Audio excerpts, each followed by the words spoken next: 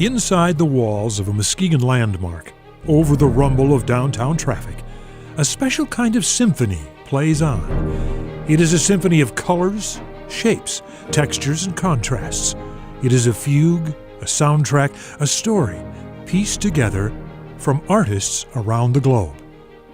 Ultimately, it is the story of us.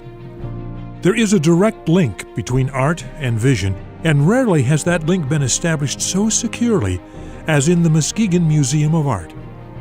From its very beginning in 1912, the museum was a triumph of vision.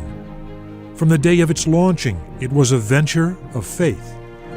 It began not with a blueprint or a schematic, but with a gift, a bequest in the will of Muskegon's greatest philanthropist, accompanied by 5 simple words: pictures of the best kind.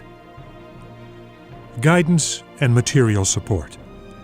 These were among Charles Hackley's parting gifts to us before his death in 1905. He couldn't have known then just what that would mean. There was no way for him to predict the astounding quality that would develop in the museum's collection.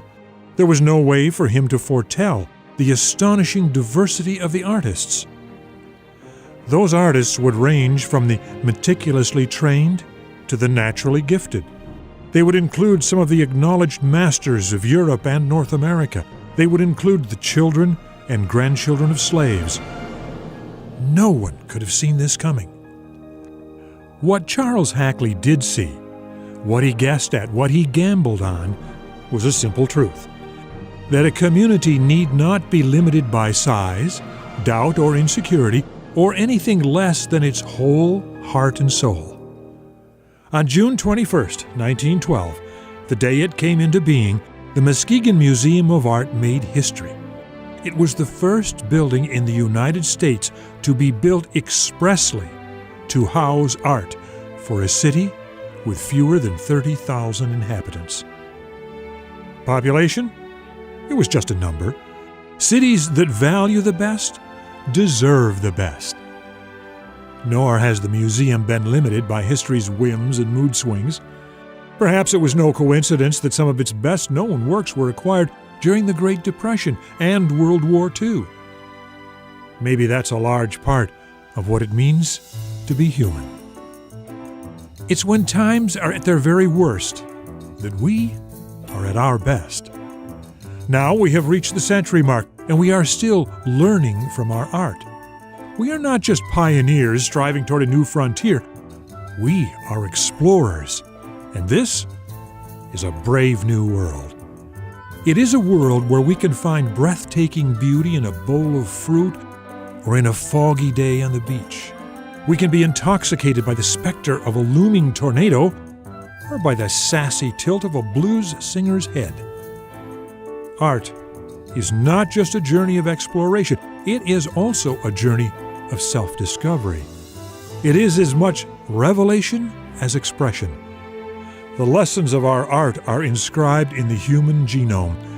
It says something deep and fundamental about who we are. So, here we are, 100 years later, and the Muskegon Museum of Art is a part of us. It is not a time-locked safe where we hide our rarest treasures. It is a meeting place, an invitation, a dialogue. There is an experience we have learned to associate with it.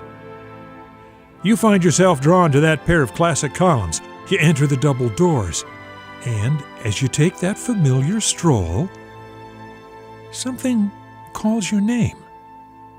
It might be a sculpture or an oil on canvas.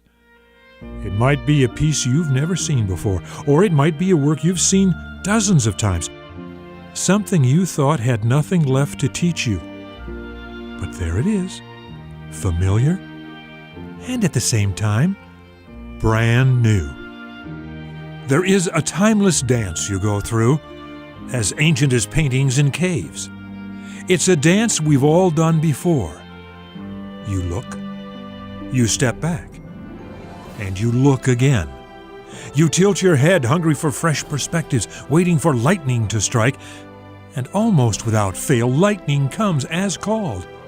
A new way of looking at the world. This is the focus of our celebration, this relationship, this experience. It's not just about the century we've completed. It's about the next century, the part of the journey on which we are about to embark. 100 years can feel like an eternity, at least to us mere mortals. But in artistic years, the museum is just reaching its stride. And the museum faces forward, as it always has, guided by tradition with its eyes on the future. In a sense, we have a taste of how Charles Hackley must have felt, not knowing what the next century will bring. We can't know what challenges will face the Muskegon Museum of Art. We can't know which contemporary works will stand the test of time. But here's what we do know. Children will grow up and raise families of their own, and their children's grandchildren will do the same. And already, there is a built-in link between their time and ours. As long as there is a Muskegon, there will be art to inspire us. Art to make us step back. Art to make us imagine.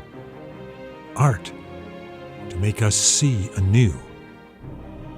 Because that's not just what art does. That's who we are.